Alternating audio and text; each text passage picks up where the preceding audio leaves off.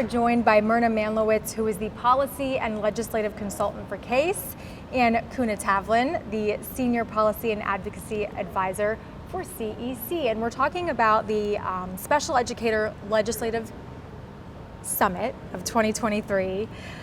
For anyone who might not be familiar with that, tell us the importance of that summit. Yeah, so I'll just kind of give a brief overview of SELS, we call it, the Special Education Legislative Summit. It is an annual opportunity for CEC members and friends to come and join us for a policy and advocacy focused conference, mini conference, where we do a deep dive into topics related to the top priorities of our field. And then we prepare folks to go to Capitol Hill to meet with their congressional delegations. This is an annual collaboration between CASE and CEC. And so Myrna and I work on this together for about 6 months before it all comes together. And this year it's going to be from July 9th through 12th in Washington, D.C. Well, and you talk about going to Capitol Hill. So why is it important that educators, teachers actually attend and go? Well, it's important. We're both teachers, administrators, other educators.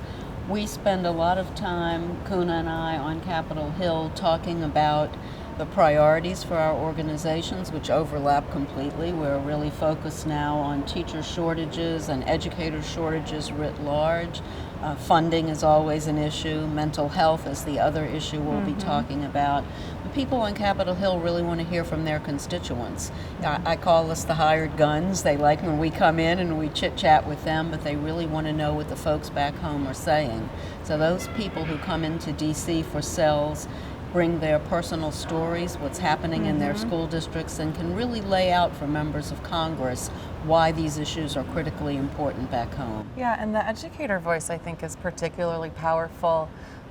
With a few exceptions, most of the folks that work on Capitol Hill, their whole educational experience has been as a student, and most of them really, top of their class students. Right.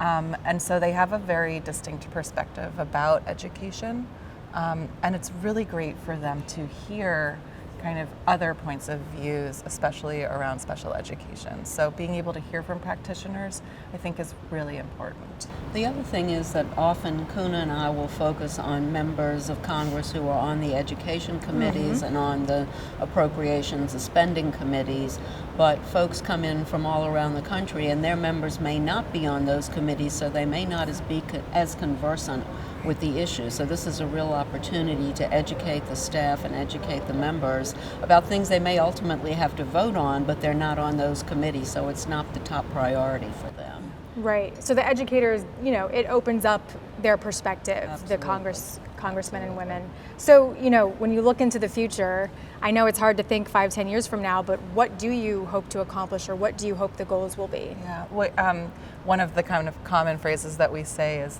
the time to make friends in Washington is before you need them. And I think that the pandemic in particular has really demonstrated that there's a huge importance for laying groundwork and relationships when opportunities do arise. Now, obviously the pandemic was less than an opportunity, but there were some initiatives that we were able to successfully advance because we had those pre-existing relationships with folks who understood our issues. We were able to successfully get some emergency stimulus funding specifically targeted to IDEA. And for me, at least, in order for an initiative to actually cross the finish line, the stars have to kind of align in a certain way.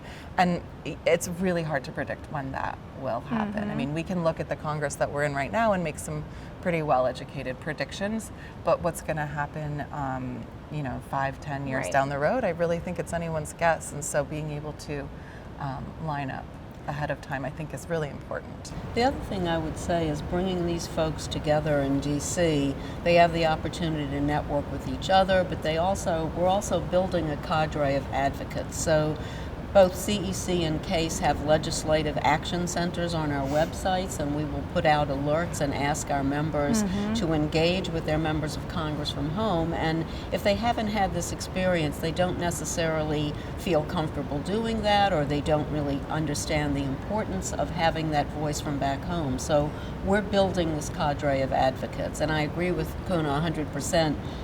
I've been doing this for many years now, and we're still working on some of the issues we've been working on for many years. And of course, funding, I can't stress enough how funding is an ongoing issue. So this year, next year, 10 years, 20 years from now, we'll still be talking about more funding for education and the importance of elevating that opportunity for members of Congress. Well, and to build on your point about developing advocacy skills, a lot of those skills are transferable at the state level, at the local level, even within a school building or an administrative building. So I think there's a lot of value to the summit.